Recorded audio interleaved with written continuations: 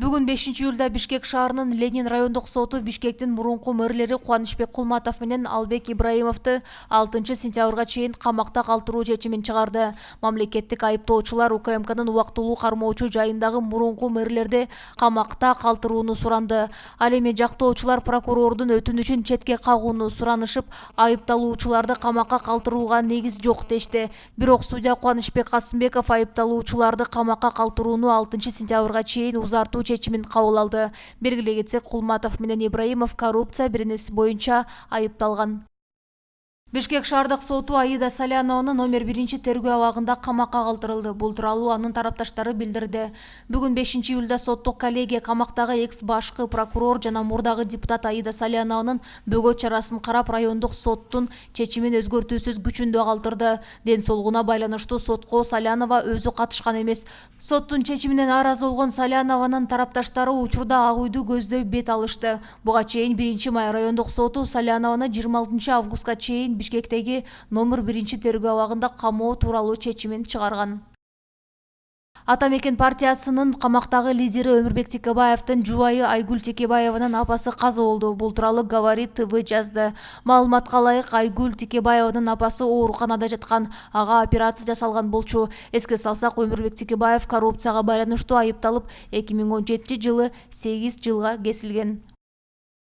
Бишкекте сабалып каза болгон нигериялык жарандын өлүмү боюнча шектүү көрсөтмө берди. Бул тууралуу ИИМдин басма сөз кызматы кабарлады. Ал окуяны төмөндөгүдөй түшүндүргөн. 2-июлда Чынар соода борборунун алдында достору менен социалдык тармактарда түз эфир аркылуу сүйлөшүп отурган. Бул учурда анын жанына чет элдик жаран келип, мени телефонго тартпа деген. Мен сизди телефонго тарткан жокмун деп шектүү жооп берет. Андан соң жаман сөздөрдү оозго алып экөө айтыша кеткен. Сумга чейин бири-бирине жаман сөз айтып, ээрчише башышкан. Буга чыдабай кеткен 22 жаштагы жаран колу менен жаака урган соң чет элдик жаран желкеси менен жерге кулап түшкөн. ИИМден кошумчалагандай, учурда сотко чейинки өндүрүштүк иш жүрүүдө. Эске салсак, 34 жаштагы нигериялык жаран бул окуядан кийин комадан чыкпай ооруканада каза болду. Али Таджини Абубакр 6-июлда Бишкекте жерге берилет.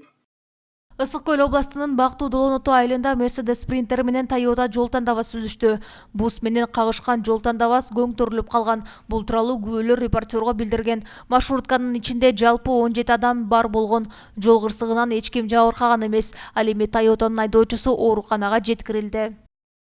Бүгүн 5-июлда Чүй облусунун Кемин районунда Сугат каналына түшүп кеткен уюн куткарам деген 1991-жылы туулган эркек киши өзү да каналга түшүп кеткен. Бул тууралуу УКМдин басма сөз кызматы билдирди.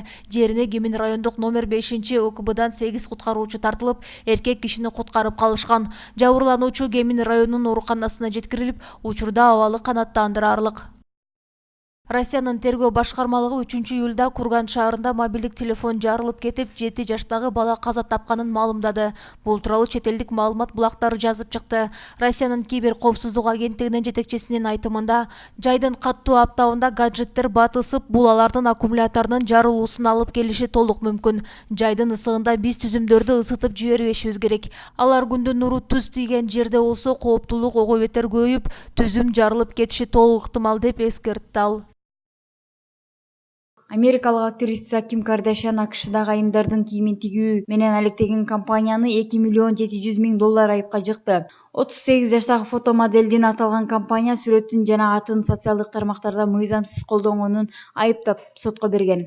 Алгач Ким Кардашьян компаниядан $5,000 талап кылган. Анын айтымында, ал Instagram аракчасынан ар бир пост үчүн $300-500,000 чейин табат. Менин атымды колдонуп, компания көп эле акча тапты деген пикирде. Соттун чечими менен аталган компания Ким Кардашьянга $2,700,000 акча төлөп бермей болду.